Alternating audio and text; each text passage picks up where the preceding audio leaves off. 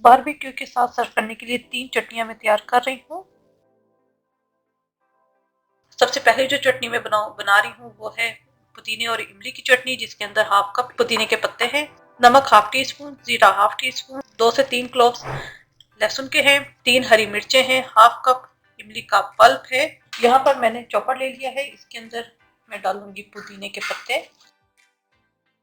हरी मिर्चें, लहसुन, नमक, जीरा और इमली का पानी। इन सबको मैं अच्छी तरीके से ग्राइंड कर लूंगी।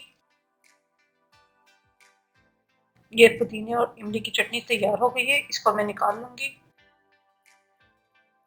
दूसरी चटनी जो मैं बना रही हूँ दही और पुदीने की है। उसके लिए हमें जिन चीजों की जरूरत है, हैंडफुल पुदीने के पत्ते चाहिए, 1 पाव दही है, 3 हरी मिर्चें हैं, नमक हाफ टी स्पून, 1 टीस्पून जीरा है, और ये मेरा रोस्टेड है। 2 से 3 क्लोव्स हमें लहसुन के चाहिए, पुदीने चाहिए, लहसुन, जीरा, नमक, हरी मिर्चें।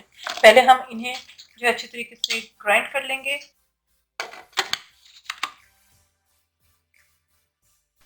ये अच्छी तरीके से चॉप हो गया है। इसके अंदर अब हम दही डालेंगे। 1 पाव में दही डालूंगी, और दही डालकर हमने बहुत ज्यादा इसे चॉप नहीं करना।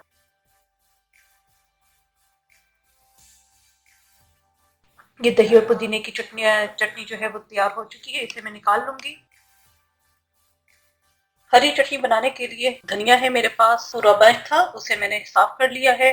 2 टेबल स्पून इसके अंदर इमली जाएगी, 1 टीस्पून भर के जीरा है, ये रोस्टेड है, नमक टू टेस्ट है, यहाँ मैंने हाफ टी स्पून लिया है, 1 हरी मिर्च है, ये बड़ी थी, इस वजह से मैंने सेंटर से 2 कर ली हैं, 2 लहसुन के जवे हैं, 2 टेबल स्पून ऑयल जाएगा, 3 से 4 टेबल स्पून पानी जाएगा, ताकि अच्छा ये ब्लेंड हो जाए।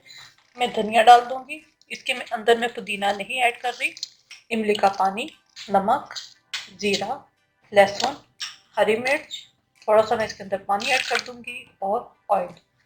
इन सबको मैं डालकर अच्छी तरीके से चॉपराइज कर लूंगी।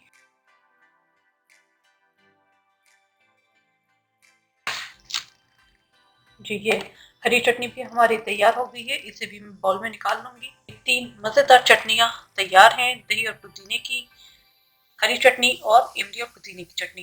बारबेक्यू के साथ आप इसे सर्व करें, बहुत ही मजा आके लगेंगे। ये तीनों चटनियाँ तैयार हैं।